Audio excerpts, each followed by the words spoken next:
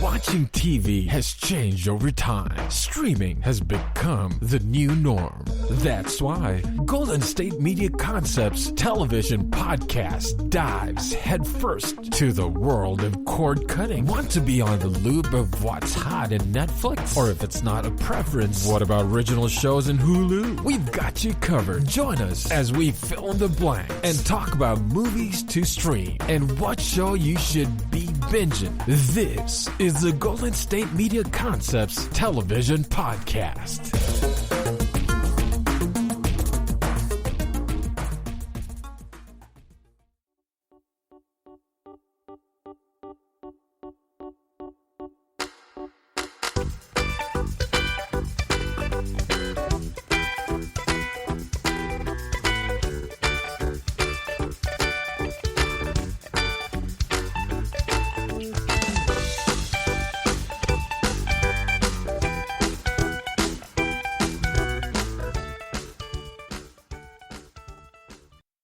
Thank you for tuning into the GSMC TV show podcast brought to you by the GSMC Podcast Network Group. I'm your host, Priscilla Welch. Welcome to a new week. Wedding season is over, so I wanted to tie in that today for today's episode with television, of course. So we have many reality TV shows, right, with different genres and all types of different backgrounds and different people that showcase on the show.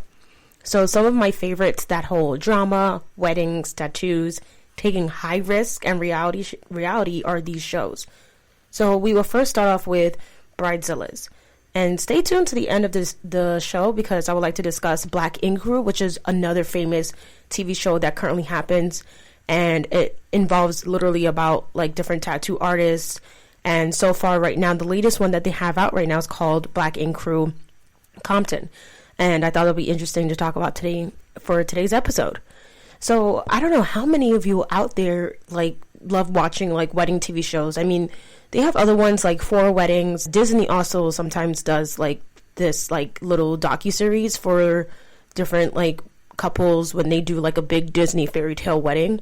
But one thing that's interesting is Bridezillas, because Bridezillas actually shows you the little bad side and the little realistic side to what really happens when a bride and a groom try to get ready for the big day.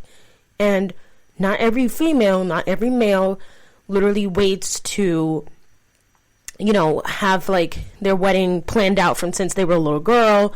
You know, things happen. Sometimes we lose parents. Sometimes there is not always a situation where like the parents like the person that you're marrying or your parents are even alive. So like for me, for example, if I was to get married, I wouldn't have my mother. And I'm not sure if I'll have my father either. That's up to him if he would want to actually walk me down, because different things can happen. But enough about me. What I'm saying is I can kind of relate a little bit to this show because I would like to get married one day. But at the same time, it's like things don't always go your way. And what Bridezillas does is it captures those moments where they're showing you what happens literally sometimes a week or 2 weeks before the wedding, and how sometimes a lot of these couples literally do things last minute. Me, I think I will probably end up being a Bridezilla because I like everything organized. And if things mess up at the last minute, like a day or two before the wedding, of course I'm going to go in panic mode. I feel like that's just humanly natural, especially like when you're strong-willed.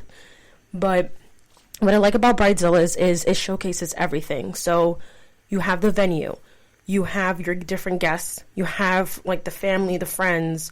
Sometimes they also show you like the bridal party. They show you the bachelorette party or bachelor party, just to see what the bride and groom. But most of the time it's focusing on the bride. And they do everything from the wedding planner to the photographer to the videographer to getting the flowers to getting, you know, their dresses, their suits, their hair, makeup. They literally detail everything and show you everything, which is why the episode is so long. Even all the different behind the scenes stuff, what they had to do to get ready for the wedding, like their little details and observations that they would want the wedding to look like, and all the wedding planning, like who sits here, who's doing this, who's officiating them. There's so many things that goes along with it. And I love the drama. Now, the drama is very interesting because there is a lot of times where this show, like I said, focuses on the bride. And the bride can turn out to be a complete monster. The B word, it is bad to say, but it's literally how when you become a bride for some reason, majority of the time, these females on this TV show, like, they're cursing at everybody. They are literally they don't have like the same relationship they have with their significant other sometimes, which can actually like kind of hurt the relationship later on, because they're now getting married. It's not like they were married already, but it ruins relationship with families, parents, and even like a lot of times their best friends. Like, everyone for some reason starts to act different when it gets closer to the wedding day for a particular someone. And at that point, there was so many scenes where I've seen on the show and in these episodes where the brides are like, I'll marry myself if I have to, or I don't need you anymore as a bridesmaid. And I'm like, well, when the wedding is said and done, what are you going to do after? Where are your friends? Where are your family? Where's your job? So there's so many different things that can tie into it. So Bridezilla is an American reality TV series. Okay, so it focuses on, like I said, brides who turn into a complete monster to get their dream wedding. Okay, that's all they care about. And sometimes it's pretty annoying and frustrating, especially when they do things on purpose and plan things last minute or change things last minute. And it actually first aired June 1st, and the network that it usually will come on will be WeTV, and it is narrated by Mindy Burbano, and currently it is narrated by Lonnie Love, and she's hilarious. I love how she narrates the TV show, because whenever something is being said on the show, whether it's like they do a cutoff point where the actual couple or maybe family or friends of the couple are literally just speaking into the camera about the current situation that's happening in the episode or what's happening with the wedding. And it's hilarious because Lonnie Love will go ahead and answer back in a funny, dramatic way. And I feel like without that narration, the show wouldn't be the same. It would kind of just be dead and like quiet, and that's what we don't want. And there's actually a spin-off series for the show. It's called Marriage Boot Camp Bridezillas. But currently, right now, the TV show is actually on season 13. The show, I had just finished watching season 12 last week, so season 13 should be coming out this week, this Thursday night. And again, my opinion of the show, it's very entertaining. So if you like anything with weddings, drama, you know, people get into fights on this show, people. Okay, like I said, it's very realistic and dramatic. And honestly, just to get some ideas, like if you have a wedding coming up and you just want to get some ideas of how things are going to be, or maybe you're currently going through this situation, even though wedding season is over, people still get married all year round, but things obviously are a little different because of the pandemic. And I always question it now, because I'm like, I never see on this TV show anyone wearing a mask, and it just makes me wonder if, you know, this was like pre-recorded, you know, before the pandemic, like the current season that they have on. I don't know for sure, but it's just strange to see all these different people with like no mask on or anything like that. So it had to have been, because not one person doing the recording has it on. But it looks like it's recent though, like it's happening like as like right now, like maybe not like right now, but you know, sometimes it also comes on live. So like, when I say live, just meaning like when it was planned for that episode to come out on that day or that night. And like the cast and crew, like the cameraman and everything, like they're also like one of those people I would have to compare to, like, say, for example, there was a meme on, I don't know if any of you out there like watch TikTok or anything, but there was a few memes going around like how Maury, the TV show, his camera crew will literally follow people like all the way to like backstage. So when you're watching Bridezillas, they kind of give that aspect of it when it comes to like the drama and the fights. They make sure to get everything recorded. And sometimes it gets the bride even more worked up if they're already upset, or whoever is on the episode, to the point where some families don't even feel comfortable being on that show. I remember one episode where this one woman was actually afraid, this one bride, that her parents wouldn't come to the wedding at all. Meaning like she was still going to get married and everything, but her mom wasn't really there as much, or her father. And to the point where they actually wanted to pay her money just to like completely like not do the show anymore. So it got really realistic, and it kind of went off script, because I don't think the bride and the camera and crew were even expecting that, to the point where like the woman's mother, like the bride's mother, literally told the venue that, you know, they're not going to do the wedding if the camera and crew of the TV show Bridezillas are going to be there filming it. So it was like a whole situation, and then it kind of made you wonder, well, how is this episode going to go if we can't see it anymore, if they're not going to be on the TV show? That was the plan from the beginning. They signed a contract. So that was interesting because it kind of broke the third wall to the entire TV series when stuff like that happens, because you would never think that would happen like while it was recorded, even after the TV crew and the editors and the directors literally went ahead and did their cut edits for each scene. And as I stated, so like it shows you the venues, it gives you ideas for different venues in different states whenever they visit, for the different bridezillas, different wedding planners that could probably maybe help you plan your wedding in the future. They also have this situation with bride cam, and bride cam is basically where the bride will literally just talk a whole bunch of mess about like the groom, like maybe situations are happening with the groom, her family, friends. It could be literally when she's in the bathroom, like getting ready for bed, or it could be like the morning of, like before she actually starts getting ready for the wedding. And you can actually watch the Bridezillas on Philo TV, WeTV, and Pluto TV for free. Philo TV, of course, you have to have a subscription, like if you had Hulu or Netflix. However, overall, the show is pretty good. I just don't like the fact that it raises very high anxiety for me when I see, like, for example, I believe 2 or 3 episodes ago, it was a same-sex female marriage couple, and they did everything within the week of their wedding. So they waited till literally the week before their wedding due date to get a venue, to get an event planner, like a very basic event planner, not even a wedding planner, to get flowers, to get their, food, their cake, to get their dress, everything. And the bride, both brides. The one bride, she actually was able to get her suit. And the other bride, her dress was actually being made by like a friend. And it actually wasn't what she turned out to be. And she had to go back and still do changes, the person that she hired. And it just made, like, when things like that happen on the show, I'm just like, well, why did you wait till the last minute to get your dress? And she kind of depended on this person to do her dress for her because she thought that was her friend. And I'm just like, there's times where, like, you literally have to, like, draw the line between friendship and to professionalism. And I will go back and, like, try to narrate, like, Lonnie Love, or I would say things like, I don't know what you expected for a week before your wedding. The fact that they even got a venue was amazing. Of course, the place was horrible. It was, like, literally in like an alleyway, like in the cut, where people were like living, so you can see like the people's windows. If they had like an AC, is sticking out the windows, is dripping down, so it's going all over the seats where your guests have to sit. There was no flowers. Again, it was like, I think the weather was like kind of like bad too, like the scenery, there was like no scenery at all. It was just an ugly venue. It was horrible.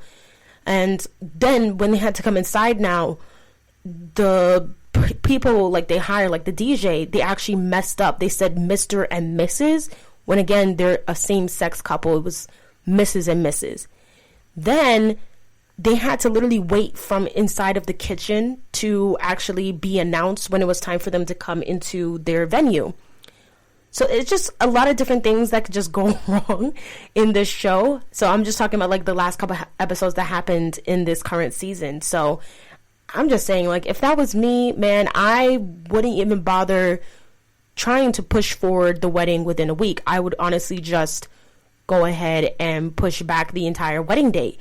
That way it gives everyone more time to get a dress, gives it a proper venue. It gives even the event planner, like, out of respect, to get something that would actually officiate their wedding and actually look better. Because you got to remember, this is something that you do once in a lifetime, unless of course you plan to get remarried, like a lot of people do, a lot of couples, maybe the next 5-10 years, or maybe after you have kids. But you're taking pictures, these things are permanent, these things last very long, and I just think they did everything wrong with the show. I think that's what brings it a little bit more dramatic effect for the show altogether.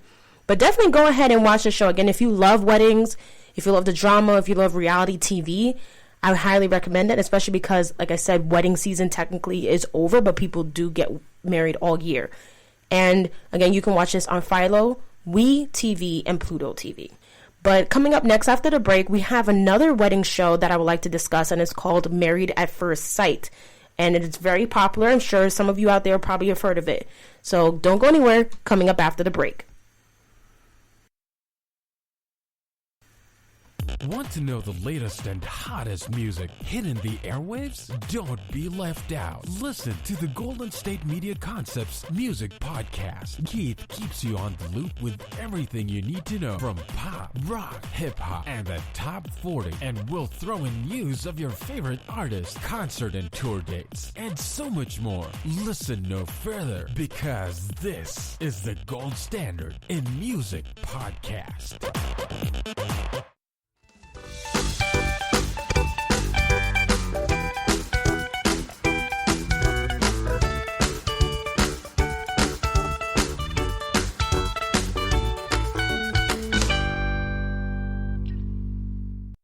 Welcome back from the break, everyone. So thank you so much for tuning in again tonight. Tonight is literally all about reality TV series. And of course, if you're now tuning in, we just finished discussing the TV show Bridezillas. And again, you can go watch that on Pluto TV, as well as Philo TV and WeTV. So right now, we're actually going to get into our next reality TV show, and it is called Married at First Sight. So Married at First Sight is actually a little bit different than Bridezillas. Like I told you before, Bridezillas focuses more on the bride. Here with Married at First Sight, we're actually focusing on the couple as a whole. And within this TV series, it's literally how it is explained in the title, Married at First Sight. So I'm asking the audience, like, how many of you can actually say that you would marry someone literally at the first sight? Especially now. You have to rethink, we're going through a pandemic. You don't know what the background is of many people. There's many crazies out there, okay? And I just want to feel comfortable because it's basically an arranged marriage. You know, like it could be anyone from a different country, different city, whatever it is. And it also has like different races involved, different diversity, which of course there's nothing wrong with that. I love it when there's like especially a lot of mixed couples and multicultural backgrounds.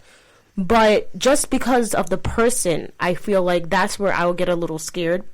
I know, like, for a fact, I believe, like, some of the couples, they're paid, of course, to be, like, on the show, just like, you know, other TV shows that have reality TV involved in it. Because even though it's called reality TV, people have to remember that it's also scripted.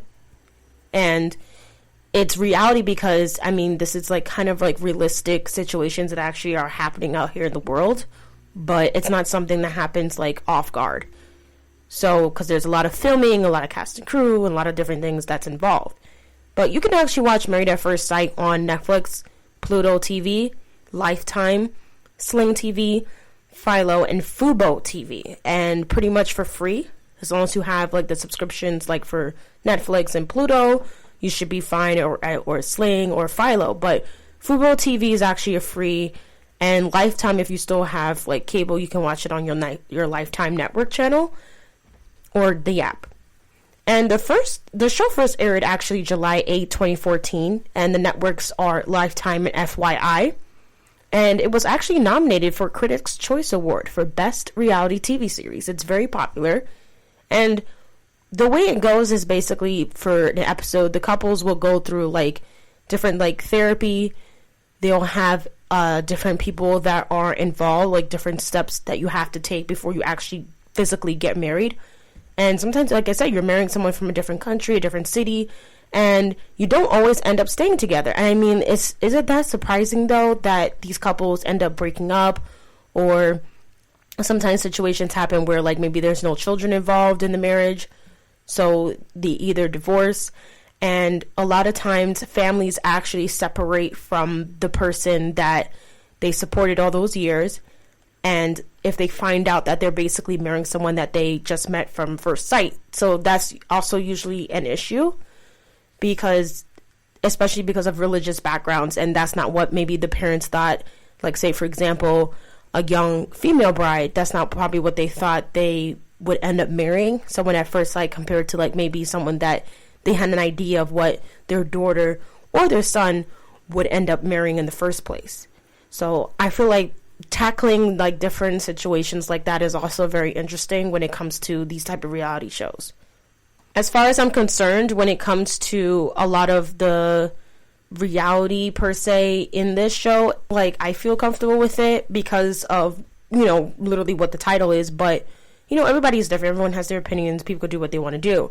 But the show is not really, like, extravagant compared to, like, maybe Brizilla's, where they focus on, like, their dress and they focus on, like, the venue and the wedding planner.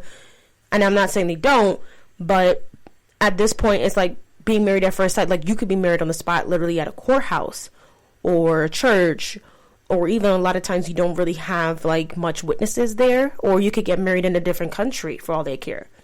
So, like I said, it's a little bit more realistic to, like, you know, people's, like, financial situations as well, who maybe don't have the money at the time to get married. So, like, doing it at first sight, like, you're not pre-planning this at all.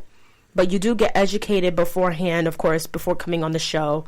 And, of course, it's an experiment, right? So, just to see how the couple as a whole will do together. And I believe, like, a sociologist, psychologist, you know, different, like, marriage therapy is also involved, and of course someone that officiates you to get married to that stranger. And like I said, you do get paid. So some people, you know, like, if they want to get paid for certain things, they wouldn't mind, you know, doing that with their life. So that's kind of like where the show kind of leads. So again, if you like anything with, like, you know, weddings in this show, different backgrounds of life, it's more realistic than Brizilla's, and it focuses more on the couple as a whole, then this is definitely a show that you can watch. If you wanted a little bit more, like, documented series than drama all the time. But this show also comes with a lot of heavy drama, because there will be situations where, like, this one doesn't have, like, their visa or their green card, or situations where, again, it's a religious thing, or it's a same-sex thing. Like, there's so many different scenarios, of course. So, just a little bit off the top here. So, again, the series actually first aired in the United States, and it usually, like, features in each episode, like, 3 to 5 couples. So it kind of goes back and forth of what this couple is currently doing, like, where they are in their relationships and the differences. And then they get paired up by, like, relationship experts who agree to marry when they first meet. And, like, the first 3 seasons, the experts were, like, the clinical psychologist, Dr. Joseph Salona, sexologist, Dr. Logan Levkoff, and sociologist, Dr. Pepper Schwartz, and humanist chaplain, Greg Epstein. And then, starting from 4th season, for some reason, the experts were Schwartz, pastor and marriage counselor Calvin Robertson, and communication and relationship expert Rachel D'Alto. She was actually replaced, D'Alto, by Dr. Jessica Griffin, starting with the 6th season, and that was just recently. And she actually stayed until the 9th season, and then was replaced by Viviana Coles in seasons 10 and 11. So there was a lot of switching around, but the couples basically will spend their wedding night in a hotel before leaving for a honeymoon, and then when they return home, they start, you know, living their lives like how normal couples would do. But sometimes in situations, like I said, they can't take it anymore because they just were married, and they haven't stayed and lived together that long, and they sometimes end up breaking up, the majority of the times, in my opinion. So, like, after, like, the next few weeks or next couple months, you get to choose whether you want to stay married or if you want to divorce after. So it's almost as if it's like a game, right? But at the same time, serious, because it's either you're taking a huge risk, and this is what I was talking about in the beginning of the episode. This is the show about taking risks. And you're literally taking risks to the point where if you want to stay with this person for the rest of your life after this experiment that you did for like 2-3 months, or if you would like to leave them because you just feel like it's not worth it and maybe you just wanted some money out of it. Or you probably did find one of the true ones that you loved, and they kind of like do like a match type of thing with the couples as they're experimenting just to see how things go. On October 25th, 2016, FYI actually renewed the show for a 5th season, and then in 2017, the 5th season, the show moved to the Lifetime channel. And then a year after that, the 2 spin-offs were announced. So there's Married at First Sight, Honeymoon Island, and then there's Married at First Sight, Happily Ever After. So of course, the one spin-off, Honeymoon Island, focuses on like how they interact with each other when they're on their honeymoon. And then Married at First Sight, Happily Ever After is like what they're probably doing like a couple years after. You know, maybe there was kids involved, maybe they can't get pregnant. You know, just different scenarios of what would happen, you know, for a normal married couple that is actually enjoying marriage life. And the total of seasons right now is 11 seasons. There's a number of 68 episodes. It's actually based on another show. It's called, and it's a Danish TV series. And the 11th season actually premiered July 15, 2020. So you can actually go ahead and watch that on, again, FYI, Lifetime, Netflix, Pluto, Sling TV, Fubo TV. So this is actually a different, I'm going to go over the different timelines of the cast. And going back to what I said earlier, that a lot of times, like I said, it could be someone from a different country, but like they are in the United States and they live in the United States, because the show doesn't really like show the other country, but it more shows like maybe they're like, they could say what their background is, like, oh, well, you know, I'm African American, I'm from this country, yada yada yada, or I'm from this part of Europe, but they're living in like the States. And they first started off like the very, very first season from like New York and then Jersey. And then recently they actually were in Houston for season 13. They also have a few international versions. So this is going back to what I said about different countries. So they've been to Belgium, Bulgaria, Czech Republic, Denmark, United Kingdom, Australia, Italy, Germany, Finland, France, Poland, Portugal, New Zealand, Israel, South Africa, Slovakia, Sweden, the Netherlands, Serbia, Croatia, Brazil, Spain, and Sweden again. And Sweden was actually done from 2014 to like the current present. Croatia was 2020 to the present. So those were like the recent ones. Oh, and then in 2019 was Portugal as well.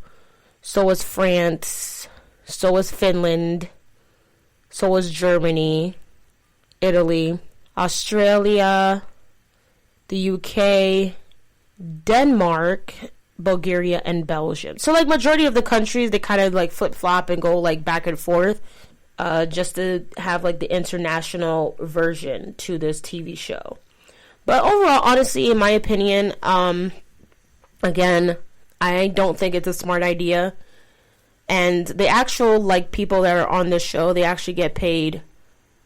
So the stars actually get paid that are on this TV show only $150 a day for an episode. And I feel like that's pretty ridiculous, because Married at First Sight is actually one of, like, the many successful reality TV shows that actually can continue going for years and years and years to come, and they make a lot of money. So it just doesn't make sense that they only get paid $150 a day. And again, you can actually Google this and do your research on it, because when I found out about this, I was like, okay, I'm definitely not going on the show, because it's not worth it. Because you cannot make me want to marry someone who is a complete stranger and not even pay me more money than that. Like, I can make $150 a day, you know, with a basic job, or that's like a paycheck for like minimum wage. Not to go on a TV show to marry a stranger and follow through with the experiment. So I feel like this is like for people who maybe feel lonely, or they feel like they just don't think there's no other way to find that someone, so they kind of want to just take that risk and that chance. But it just doesn't make sense. And maybe they just don't want to go through the trouble of like dating to finding someone on their own. But utterly, in my opinion, I think it's ridiculous. But again, if you like that drama, if you love that, you know, everyone has different opinions, of course, on marriage or finding love or finding someone in the first place. And some people still have this idea of Married at First Sight. But is it really marrying someone at first sight, or is it just meeting up with a stranger and then experimenting with them? But again, there is a lot of successful stories with a lot of these married couples who ended up having children afterwards and stayed together. So it's not all bad. Again, you can watch it on Netflix, Pluto, Lifetime, Sling TV, Philo, and Fubo TV. Coming up after the break, we're now halfway through the show. We're going to get into another wedding TV series. Kind of wedding, but not really. It's actually called 90 Day Fiancé. And the reason why I say kind of wedding, because a lot of times in this particular show, people don't always follow through with the wedding, but they kind of just stayed engaged or they break it off. So coming up after the break, we're going to discuss 90 Day Fiancé. Don't go anywhere. Tired of searching the vast jungle of podcasts? Now listen close and hear this out. There's a podcast network that covers just about everything that you've been searching. Hey! The Golden State Media Concepts Podcast Network is here. Nothing less than a podcast bliss with endless hours of podcast coverage. From news, sports, music, fashion, cooking, entertainment, fantasy, football, and so much more. So stop lurking around and go straight out to the Golden State Media Concepts Podcast Network. Guaranteed to fill that podcast itch. Whatever it may be. Visit us at www.gsmcpodcast.com. Follow us on Facebook and Twitter, and download us on iTunes, SoundCloud, and Google Play.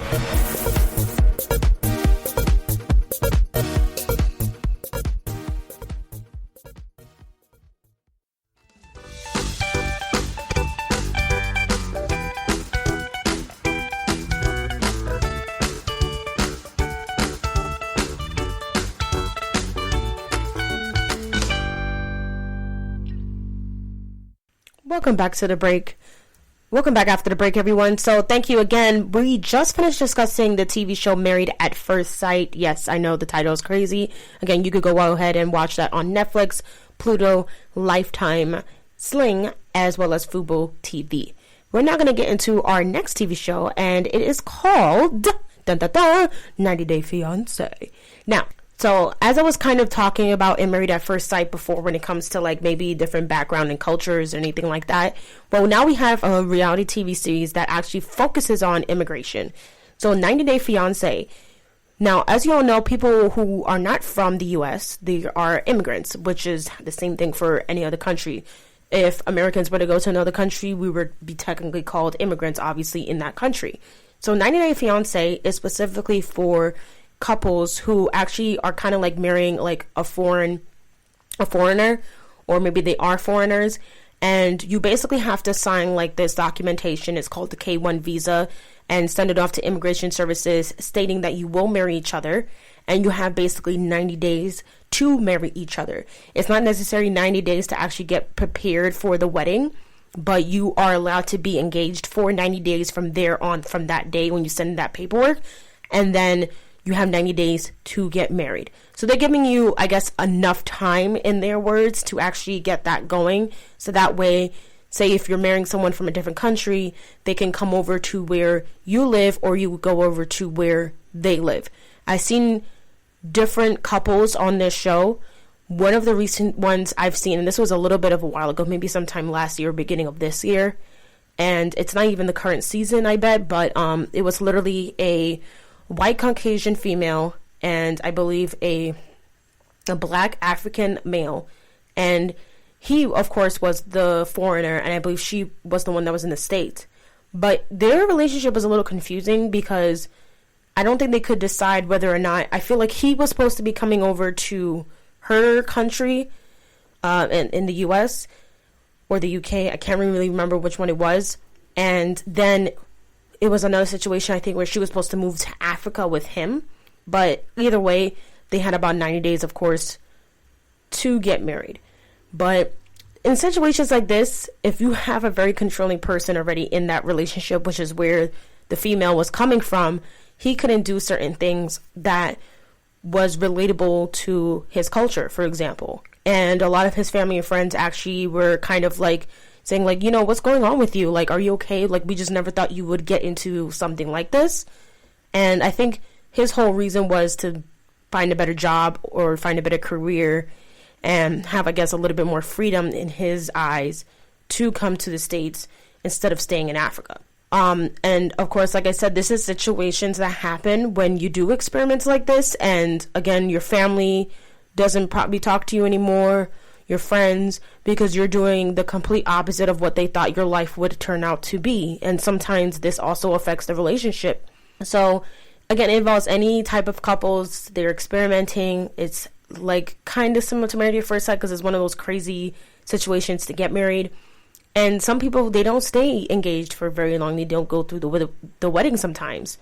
And it's people from all walks of life. The show actually started in 2014. It's currently on its 7th season. And you can watch the show on Hulu, Sling TV, Fubo TV, and Philo. And the network is TLC. The first episode date was actually January 12, 2014. And on this TV show, they actually do get paid a little bit more than Married at First Sight, which I think is more reasonable. So for each episode, they would get paid $1,000 to about $1,500. And if they go on a tell-all episode, which is giving down the gritty details of everything that happened, they get paid $2,500 for an episode. And we actually got this from one of the sources that told Radar Online about how much the couples or the actors or the cast and crew get paid for an episode. So that's interesting. Don't get confused, but this series actually has about 7 spin-offs. Yes, I said that correctly, 7 spin-offs. And here they are. So they actually have 90 Day Fiancé, Happily Ever After, and it talks about the different, like, ups and downs of, like, the couples that were on the regular show that we're talking about now, 90 Day Fiancé, and this is, like, after their marriage. Then we have 90 Day Fiancé before the 90 days, and that follows how the couples actually met. Like, what made them want to do 90 Day Fiancé in the first place, what made them agree to it, how they met maybe online, because, again, there's situations where a lot of the couples, majority of the time, they're marrying someone that's a foreigner. They also have 90 Day Fiancé What Now? And that's literally about the updates on the 90 Day Fiancé couples. Like, are they still together? Did they break up yet? They also have 90 Day Fiancé The Other Way. And this is actually dedicated to couples where if their American partner moves into their home country. So remember how I was talking about where it's not always like, say, the foreigner moves into the American country. It could be the other way around, where now the American would have to get a visa and move into that country. And we're talking about permanently. And to go in a little bit more depth in that, I actually remember seeing a similar episode to that. I'm not sure it was just on 90 Day Fiancé. It may have been on that spinoff, but I believe it was a female who had to kind of transition into what her husband believed in, and it was a certain country in the Middle East. I don't remember the exact name, so I don't want to say the name and then get it completely wrong, but basically her mother came with her. I think that was like really the only family member that kind of supported her through that journey. And she decided, no, I want to, just leave and be with him. And that's what they kind of agreed on for their particular situation. And I remember she had to transition to what kind of like leave her religion of what she grew up with, like her family's religion, and then follow his religion. And the religion it involved a mosque. And she had to, of course, dress from head to toe because it was one of the Middle Eastern countries. And she had to, I believe, had only her eyes that you can visibly see. So her head had to be covered. Her mother's hair had to be covered. And they had to, dress a little bit more appropriate compared to how American women would dress. So that was very important because it was symbolic to his country. It was symbolic to his religion and what they believed in. And it's like, basically, if you didn't follow those rules, well, there was no way that the officiant who would end up marrying them would obviously agree to marry them. And that would have been disappointing. It probably would have never worked out for the couple. I didn't see what happened to them in the future, if they stayed together or not. But I do know from what I saw in that episode, the female counterpart the partner, she did agree with basically majority of everything that they had to do in order to get married. And I remember her talking to her mom about getting her visas together and everything like that because she was American and he was the foreigner. But in that case, of course, she was the foreigner and he, was already there. So then we have the 90 Day Fiancé Pillow Talk. And this is actually a reaction show, like kind of like you get reaction videos on YouTube. And it has like different cast members that were on the show already, who a number of them have to react to the 90 Day Fiancé Happily Ever After episodes. And then we have 90 Day Fiancé, it's the family Chantel. So it focuses on the relationship of 90 Day Fiancé season 4 cast members, and it's Pedro and Chantel and their immediate family. Then we have 90 Day Fiancé Self-Quarantined. And this follows the lives of previous 90 Day Fiancé couples during the COVID-19 pandemic. So they get very, very creative when it comes to basically every spin-off show that they have done, and they always see both sides of it. So congrats to like the executive producers and the directors who are like thinking outside the box and not just keeping it as just 90 Day Fiancé. But I love the different spin-offs that you do, and I feel like that's a very important one, COVID-19, because of course there's still people out there that are looking for love, and obviously they wanted to continue with the show. So I found that very interesting to see couples. Obviously we have technology, right? So of course we're still going to be chatting online, dating, everywhere we can, because we can't physically go out and see each other. So that makes it even more interesting of how, the testing that they probably would have to do in order to first meet each other when they finally meet up. Maybe keeping 6 feet for a little bit before they actually consummate their marriage and see each other and touch each other and all these different things. So that's interesting. Again, I'm sure, with that, it's a lot more drama because, of course, there were a lot of issues, and we might end up going back in lockdown again because of, the virus data rising. But a lot of different issues where, meeting up or traveling to this country, and how maybe it was kind of cutting it a little bit close for some couples who couldn't see each other right away, so they couldn't get married within the 90 days right away. And so, of course, they had to, work around that. I do want to point out again that this show focuses literally on the K1 visa process. So if you're, again, into weddings, into reality TV series, but this time it's, if you watch the recent spin-off series, and you can kind of get a little bit more detail about what's been going on with the pandemic and everything like that, then that would be a current one that you can watch. And how the visa process, the K1 visa process, is continuing and what changed, especially because of the pandemic. You listened to one of my previous episodes before when it comes to appreciating a different culture, even though it's something strange and something you've never seen before when it comes to food and traveling.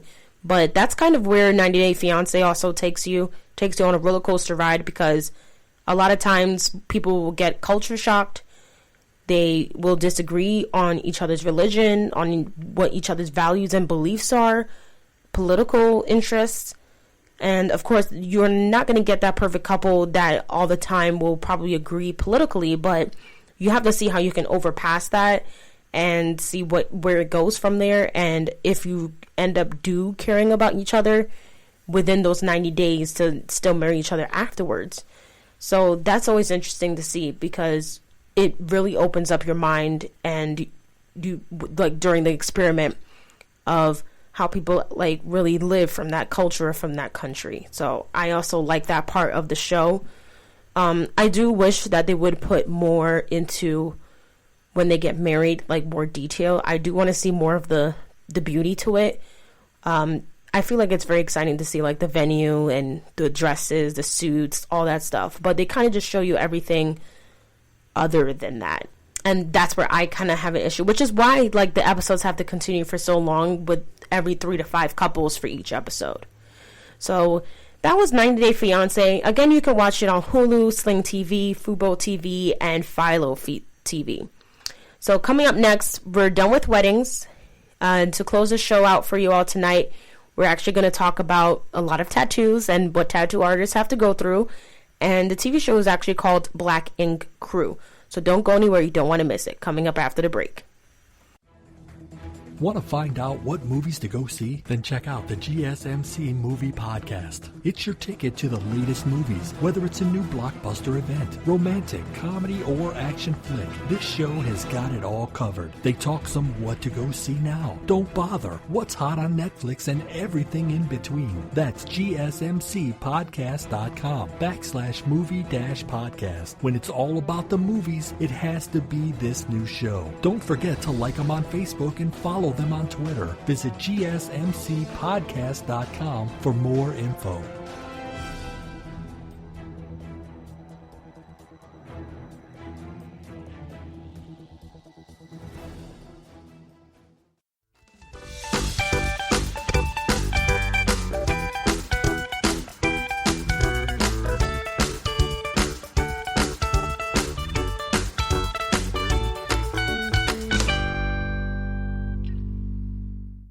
All right, welcome back, everyone. Again, thank you so much for listening to today's episode. I hope it was very interesting for you. We recently just finished talking about the TV show called 90 Day Fiancé. Again, you can watch that on Hulu, Sling TV, Fubo TV, and Philo. We're now going to move away from weddings now, and we're going to talk about the different situations and up and downs that tattoo artists actually go through on Black Ink Crew. Now, don't get confused, but Black Ink Crew was actually first started in Harlem, New York, and it focused on the tattoo artists over there. And then it transitioned now to, I believe, Chicago in 2015. And the recent one that it's kind of focusing on now is, it started last year, 2019, and this is Black Ink Crew Compton. And one thing I would like to point out before we actually get into the TV show altogether is Kyla Pratt. I've talked about her a couple times now on my show here. She is actually one of like the childhood actresses that a lot of us had grew up watching, and she was on the show 101, and then she was also the voice actor for Penny Proud on the TV show for Disney Channel, The Proud Family. And what I find interesting is actually she is married to the man that started the tattoo business on Black Ink Crew for Compton. That is actually where she is originally from. So it was pretty cool to kind of see her and what she's done like over the years after her life and everything, and how she married him, and they had their two young girls and everything like that. You can watch Black Ink Crew actually on CBS Pluto TV. Currently they're on season 8. And again, it focuses on different cities. First started in Harlem, New York, Chicago, and now it transitioned to Compton. And January 7th, 2013 was actually the first episode date. And the network for this TV show is VH1. So first of all, I would like to say what I like about this show, it is very African American based. And it focuses on the tattoo artists of African American culture and nature. And again, the first ever season was focused, or first few seasons was focused on Harlem, New York, and the different trials and tribulations that the tattoo artists had to focus on in that particular tattoo shop. And of course, it comes with a lot of drama, and it actually is starring Cesar Emmanuel, Sassy Bermudez, Oshit Duncan, Alex Estevez, Duchess Lattimore, Puma Robinson Maine, Sky Days, Teddy Rux, Donna Lombardi, Walt Miller, Melody Mitchell, Young Bay, and Miss Kitty. So of course they all have like their particular names that they call each other as well. And the country of origin, of course, for this TV show is the United States. It has a total of 142 episodes, 8 seasons, and some of the executive producers for this show, like later on, for example, Miss Kitty, she ends up becoming the executive producer actually currently for season 8. And then Alex, he actually is the co-executive producers in season 6 and 7. So that's interesting because they first started out as, of course, as just the cast and crew, the cast for in Harlem, New York. Again, related shows is Black Ink Crew Chicago and Black Ink Crew Compton. And usually this show has a lot going on for like 42 to 43 minutes. But my opinion of the show, I like how they highlight the different tattoo artists. And even now, because of these tattoo artists getting that fame from there, a lot of them actually were on the show Ink Master as well, which kind of like gave them that spotlight. And then they further continued by getting their own tattoo shop. One thing I do like to point out, so like I'm in the Poconos, Pennsylvania, and I can tell you this, that recently we just had a tattoo shop not far away from where I live. And one of the gentlemen now that he just opened up that shop was actually one of the apprentices for one of the Black Ink Crew's for one of the tattoo artists of Black Ink Crew for that show. So he already has in the neighborhood that he's pulling in my neighborhood a lot of recognition because he did an apprenticeship with one of them. And as far as I know, a lot of people want to get tattooed by any Black Ink Crew artist. And coming from an African American background, a lot of times we hear things like, well, you can't get this color tattooed. Listen, I'm going to tell y'all right now, that is a lie. Okay? There are different tattoo artists specifically who can go out there and obviously shade when it comes to different colored tattoos for a particular skin tone. And when you can't do that, I feel like you're not a well-rounded tattoo artist. I am so sick and tired of hearing from tattoo artists that are not of my skin color telling me that, hey, well, I mean, this is not really going to go with your skin color. This is not really going to fade in. After a while, it's going to, fade away. And I'm just like, well, eventually for everyone, yeah, maybe, because maybe it just doesn't sit right with your particular skin, depending on maybe if you have a skin condition or something like that. Everyone has different skin. But don't sit there and tell me it's because of my skin color. You know how rude that is? And honestly, if you're a tattoo artist and if you're telling people that, I feel like that's dead wrong. And this is coming from a customer perspective. I am not a professional. I am not a tattoo artist. To hear it being said that way, and then now when we go to a different tattoo artist or a different tattoo shop that actually sounds like they know what they're talking about and actually does the job for me without any hesitation, and I'm happy and satisfied with the tattoo and with the color, we're going to want to go to that tattoo artist and go to that tattoo shop instead. And that's kind of what you see on Black Ink Crew, because they don't really sit there and criticize. And if anything, the one time in this one episode, if there was a situation where the tattoo artist now was wrong, because it wasn't because of color, but it was because of the fact that they didn't do what they were supposed to do for that customer. And they actually would get in trouble with their boss, their manager. And I remember this episode, I believe it was Black Ink Crew Chicago. I don't think it was Harlem, it was Chicago, because it was right before Compton came out. And the tattoo artist apparently, I think he eventually got fired because he was supposed to do a cover-up over another tattoo that the customer already had. And he completely did it wrong. He actually caused her, or him, I believe, to go to the hospital because there was like an infection that was going around the tattoo. And he kind of tried to play it off where it wasn't his fault. And it's either he didn't use like proper needles, or he just didn't want to follow along with what he was supposed to draw over that tattoo. So of course he had to come back and like do it over. So there's situations that like with drama like that happens. But overall, like the tattoo shops, for every season that I've seen, it's very urban, it's very down to earth. The art that you see, you get a lot of good ideas for like different body art that you would like to do for yourself. And they give you literally a good description if you've never gotten a tattoo before, if you don't understand how like the tattoo world works. Like a lot of these people, they go to school for this, or maybe they went to school for something else, but they end up becoming a tattoo artist. You get a lot of sad stories where people will drop out of art school and become a tattoo artist, or there'll be situations where like, who's the better tattoo artist? Because there's always competition, of course, within these shops. Even for like the local shops around here where I live in Pennsylvania, there's, oh, well, I want to make an appointment with so-and-so instead of so-and-so. Because especially if after a while you get recommended to a particular tattoo artist, I noticed that a lot of tattoo artists, because I have many tattoos myself, they're good at certain things. Some are better at shading, some are better at drawing, some are better at outlining, and some are just all around just really, really good. And of course, you would want to continue going to that same tattoo artist, because it's like once they tattoo the first time, and if they tattoo a certain something for you, now you want to see how far you can go with that tattoo, or if you want to add something else to it, or if you want to do a completely different tattoo in a different part of your body. And of course, a lot of you out there are probably just completely against tattoos altogether. But before you go ahead and judge, and before you go ahead and talk about another person that has a tattoo, a lot of times we get these tattoos because of meanings and different experiences that we went through in our lives.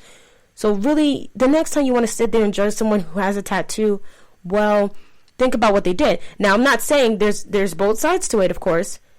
And the show showcases a lot where someone will get a tattoo just because they've seen somebody else with it, or just because they felt like it, they thought it was funny. You know, me personally, I have to get a tattoo that has meaning behind it. I can't just get any old thing, because you got to remember, you are putting something permanent on your body. And permanent is an understatement, because you can get laser tattoo removal, but I don't want to be that person, so I rather just think about what I have, so that way I'll never have to go through the laser tat removal. So you see that as well on the show. And to go into a little bit more detail, again, the show is broken up between Harlem, New York, Chicago, and Compton. So I'm just going to talk a little bit about the cast and crew for Chicago and Compton. So for Chicago, it was started in 2015. And to specifically talk about Black Ink Crew Chicago, so it was actually more focused on the tattoo shop called 9 Mag. And it's specifically for like anyone that was a hip hop elite, celebrities, and athletes. And the owner of 9 Mag, he has a legacy to his late sister and niece. So the shop represents a daily reminder of like his past struggles and a bright future. And the cast also includes his little sister of the shop. Her name is Kat. And then we have a ladies' man named Ford, the flirtatious event planner Charmaine. Then Ford's youngest brother and assistant Dawn, Charmaine's cousin, good girl receptionist Danielle, and Ryan, former business rival Vaughn. So that's a little bit about the Black Ink Crew Chicago. Now for Black Ink Crew Compton, focuses again on the owner named Caesar Emanuel, and he, from the first episode, which is I just saw not too long ago, he finally was able to open up his shop and start. And he actually, it was a little bit more serious because again, they're in Compton, and Compton's a very dangerous place. It's known for that throughout history, from since like the beginning, especially with a lot of gang wars. And he, of course, had to talk to a lot of OGs to make sure that everything is okay with, you know, him opening up the shop in the neighborhood, and how they're basically neutral. They don't want no issues, no problems, and they want to just get back to the community and their neighborhood. So he's a tattoo visionary, and he's also Danny KP Kilpatrick, and it's literally bringing together a team of talented artists, people who just want a second chance and a job.